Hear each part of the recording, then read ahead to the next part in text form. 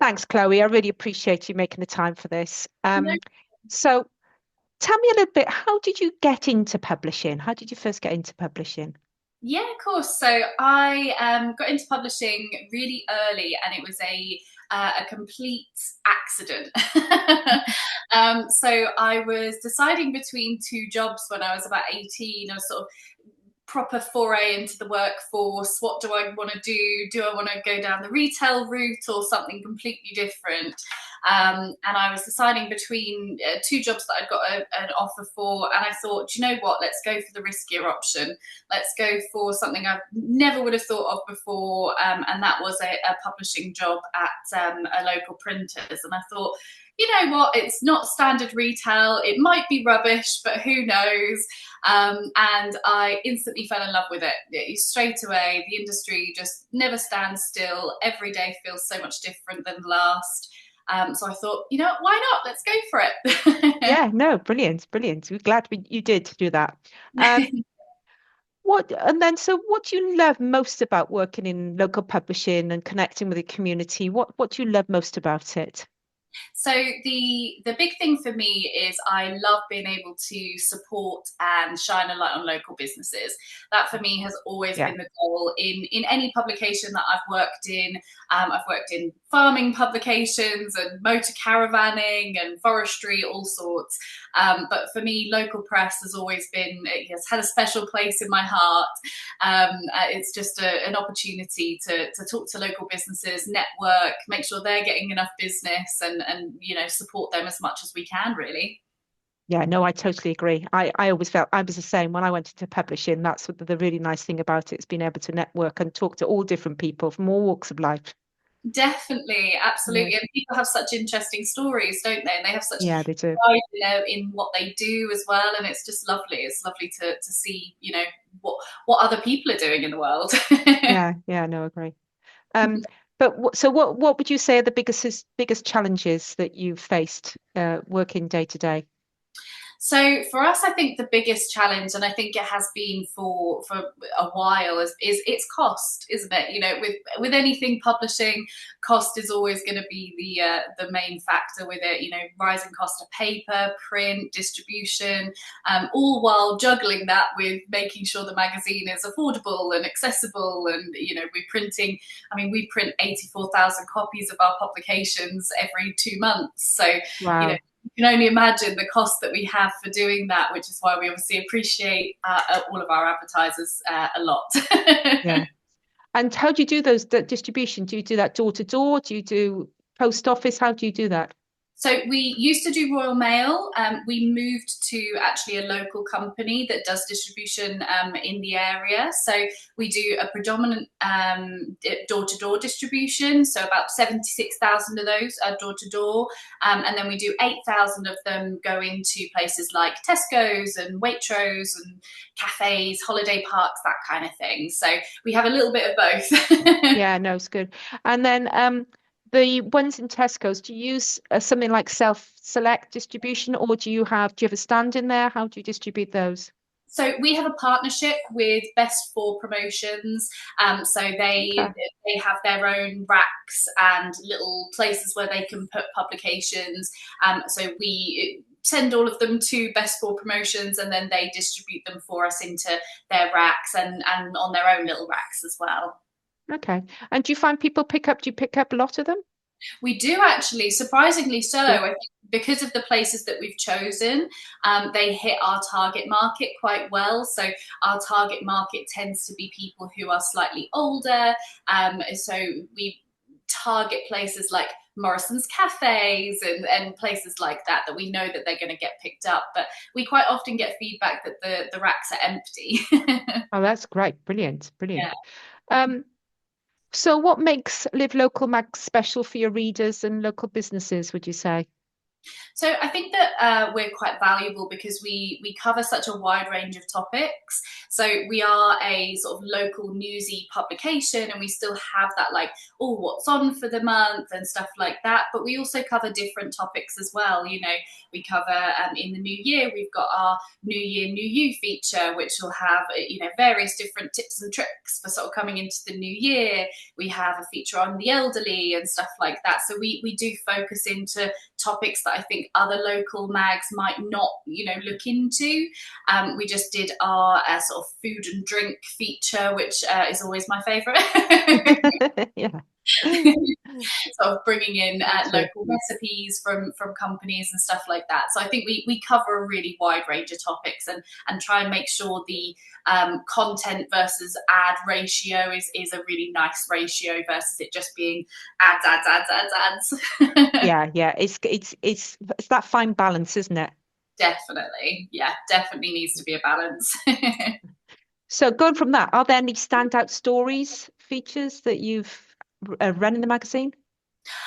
We have done so many different features this year that we have never tried before, which has been really interesting to see actually what do people like, what do people want to promote with. I'm an autumn Halloween girl myself, so we just did our September October edition, which is always a fan favorite for me. Yeah. Trying to do something a little bit different with it, last minute Halloween party hosting tips and stuff like that, costume ideas that you can find in your cupboard, those sorts of things. Great. So I'm guessing you're working on your Christmas issue now? We are, yes. Yeah, now looking at November, December. So it's all things pantos and Christmas. We're framing it in a little bit of a different way to most. So we're doing it as the 12 days of Christmas. So we've got each day will be a different feature as such. Oh, that's a good idea. It's a really good idea. Thanks. That's something different, isn't it? Yeah. With MagManager, you mentioned MagManager saves you hours of time. Yes. How did you manage before when you didn't have MagManager? So I've been in publishing for about too many years now, but about 13, 14 years now. And I've used various different CRM systems. In a previous company, I was part of building a CRM system. And I think what MagManager really has that others don't is just having everything all in one place. So previously it was, okay, we've got one system for client management and then another system for invoicing and then another system for artwork. And we don't even have a system for flat planning. We have paper copies of flat plans that we doodle all of the ads into, and I think that makes a real difference, just having everything right there for you. You don't have to go anywhere else. Okay, thank you for saying that. I really appreciate that. Okay. We worked hard at it, and we all come from a publishing background as well, so we knew what the problems were. It shows. Definitely, it shows. Thank you. What MagManager feature are essential to you? The ones that do kind of all the heavy lifting for you? So I think that the biggest ones that make a difference for us are particularly the flat planning system. I think that works really well for us, and it's something I've never come across before in other systems, personally myself. So being able to say, right, okay, I've made a booking, go over to the flat plan. Oh, it's already in my flat plan. I know it's already there. There's no risk of, oh, I've forgotten this advert, or oh, I've forgotten so-and-so's advert. It's just there. As long as you put the booking into it, it's not going to get missed, because as soon as you've made that booking, there it is. I think that's made a massive difference. And being able to grab little bits of content and stuff like that, I think that whole system is really crucial for us. Okay, brilliant. Thank you. I think you're right, because I know in the past where you're on copy deadline, you're right up it, you need to get the magazine to print, and you go to print and you think, oh no, I've missed an advert. Yeah. I didn't put that advert in. I got it last minute and I forgot to put it in the flat plan. Well, as a flat plan, it's there. You're not going to miss it because it tells you how many you need to book in. And as soon as you drag it on, as long as the left-hand side says 0, they're all booked in, aren't they? Exactly. And I think that that's something that every publisher has faced at least once. You know, we've got to an end of a magazine and you've got a phone call off of a client and they've said, where on earth is my advert? And it's like, oh, I know. yeah. So going from that, what is there a shortcut tool that you would recommend to a publisher?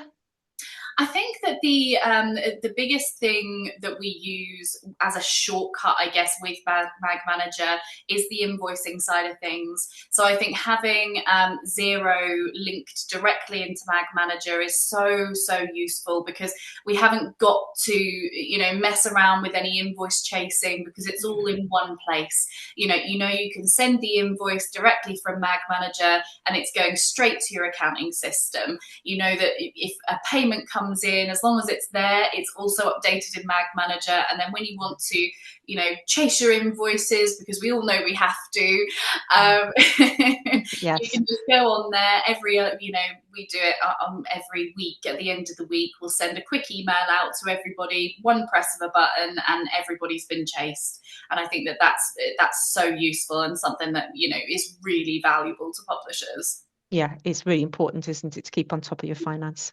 Really important. Definitely. And then have you noticed any changes in how you work as a team or using MagManager? I think that the biggest change really with using a system like MagManager is that it's so collaborative.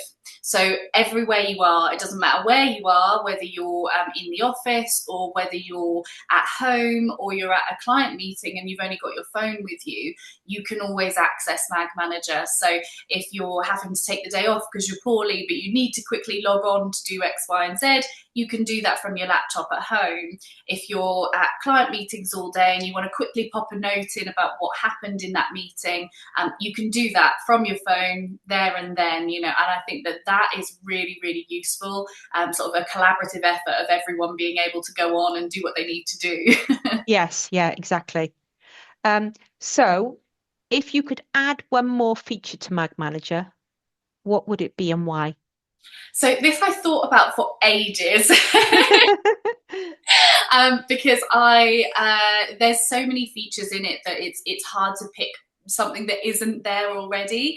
You can tell that a lot of work has been put into making sure that, you know, those features are available. I think that the one thing that I could think of was a more sort of filtering and management in the client list. Okay. I think that's one thing that sort of stood out to me a little bit, I guess, was currently we've got over or nearly 3,000 clients on our list. So being able to sort of maybe filter out by who did I last speak to, you know, when did I last put a note on there, you know, stuff like that might help to catch the people that you maybe haven't spoken to in a while, you know. Oh, I haven't spoken to them in 2 or 3 weeks, but I know I was speaking to them. That's a good point, actually. Yeah, no, thanks for that. That's a good point. List it by last note added, or, you know, something like that would be potentially really useful. Yeah, no, that's really good. So what advice would you give someone thinking of launching their own magazine today? If someone was going to launch their own magazine, research before you do so. I've been working in publishing a long time, and I've had publications that we've, you know, done all of our research and they've gone absolutely fantastically, and I've had others that maybe we haven't researched quite so much about market trends and, you know, is it wanted in the area? Is there a market for it in the area? And it ends up being a complete misfire, and it just doesn't work, and it's gone within 6 months because it just wasn't needed. So I think, market research, talk to potential readers of your publication, talk to potential advertisers. You know, are they the sorts of advertisers that have the money to be able to advertise? And what do they want? You know, if they do want something, what do they want it to be? Because at the end of the day, if we don't have our readers, we don't have a magazine. So no. And I remember somebody always saying to me, know your audience. Yes, absolutely. Know your audience. Your audience is your selling point at the end of the day. So if they aren't interested in reading, then you don't have a publication, you have a group of pages with some writing on them. Yeah, yeah, you're right.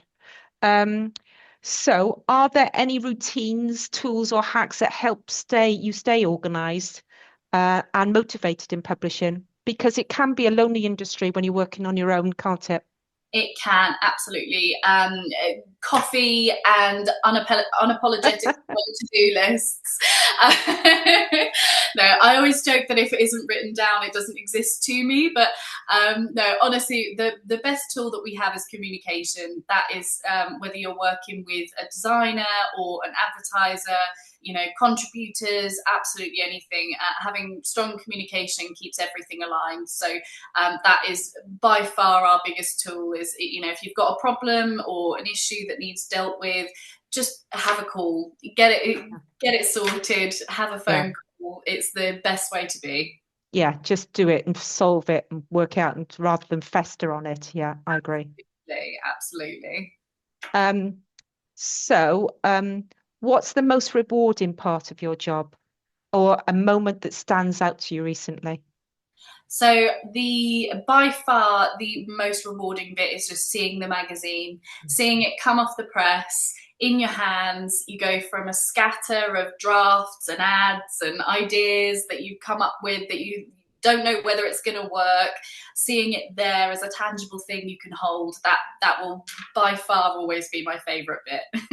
Yeah, it's when you got that physical copy in your hand. That's the best thing about publishing. You think, right, that's all my hard work in my hand in front of me, isn't it? Definitely. By far, that is my favorite bit. Yeah, yeah. Um, and can you tell me what would be like your favorite magazine cover or issue and a story behind it? What stand out for you? So I think for me, as I say, I'm an autumn Halloween girl at heart. Yeah. So the ones we've just done are absolutely fantastic. They're always going to be my favourites. Halloween and Christmas, those issues are always stand out for me. We every issue since we took over the publications earlier on in the year, I'd been working with them for about 18 months or so. And we completely redesigned, myself and Scott, who's my business partner. We completely redesigned, or I say we, he, he's the designer. I'm um, sure you were involved. we completely redesigned the whole publication, and gave a completely new look to all of the covers. Okay. And what he's done with them has been absolutely fantastic. So everything that's come out has been beautiful, and every time I can't fault it. Brilliant. Have you got a recent copy? We can have a quick look at. I have. So this is one of our Halloween copies. Oh yeah, I love it. Love Yeah. it. So we've got Uh, our set of four, and this is probably my favourite one. no, it's really good. And it stands out, doesn't it? I love the pumpkin picking on it as well. Really good. Really good. Absolutely. And we've got sort of various different ones. We do a different cover for each of our Oh, I like publications. that. Is that an ice cream? It's a cupcake. Oh yes. Yes, of course it is. Yes, so it's got a little cupcake with our googly eyes on it. Yeah. Oh, that's brilliant. So you do a different cover for different magazines. We do. So we have four different publications that cover four different areas. So these are the other two for the two other areas. No, So they're really good. yeah, so the sort of insides are all the same in terms of the editorial is all the same. The advertising is different depending on the area, Yeah. but yeah, we always make sure it's got a different cover for everyone. Yeah, no, it's good. And it makes it look different then. And I think sharing editorial is a really good idea as well because there's a cost saving. And if it's relevant, everybody's want to read it, don't they? You know? Absolutely, and we work hard to make sure that the content, even if it is specific to one area, actually is still relevant to all four areas. We're lucky in that our four areas are very close together. So Yeah. we're talking about a 20-mile radius maximum. So if it's happening in Great Yarmouth, people from Lowestoft are going to be interested in it because it's only down the road. Yeah. So we are quite lucky in that we can do common content across the four. Yeah, no, that's good. And then what are your plans? Do you plan to expand? Do you expand to more magazines? That's the hope. Yeah, the hope is that we will. We the previous company used to do an NR34 and an NR29, which are Yeah. sort of the other sides of what we do at the moment. There's no reason that we couldn't do those again potentially, but there's a little bit more competition, I think, on either side of us. So I think it's something that we would then think about. And then obviously it's moving across into Norwich areas and other little towns and villages that that might not have a publication, that might need one. Okay, so they're big plans then. Yes, hopefully. That's good. We will take over the world. So, where do you see local publishers in 5 years? Are there trends or changes that excite you? So I think that we've definitely, obviously, over the last 12 years, noticed a big shift to social media. That's always going to be the case. There's always going to be a social media element to everything that we do. So everything that we post in the publications, we try and get that on social media as well. So we're covering both industries. But I feel like there's a trend at the moment of, with AI and this really generic advertising and misinformation online, there's actually been a little bit of a shift back to trusting local newspapers and trust in printed publications, because I feel like if if anyone can post an advert online in about 10 minutes using less than £100, but actually if you've invested in putting an advertisement into a publication, you've gone through all of that process, there is a little bit of an extra trust there. So I think that potentially in the next sort of 5 years or so, we'll see a bit of a resurgence in local publishing and mixing the two together. Yeah, like a hyper kind of model, because you've got a little bit of both really. So you've got some digital flip books alongside your physical copy of your magazine.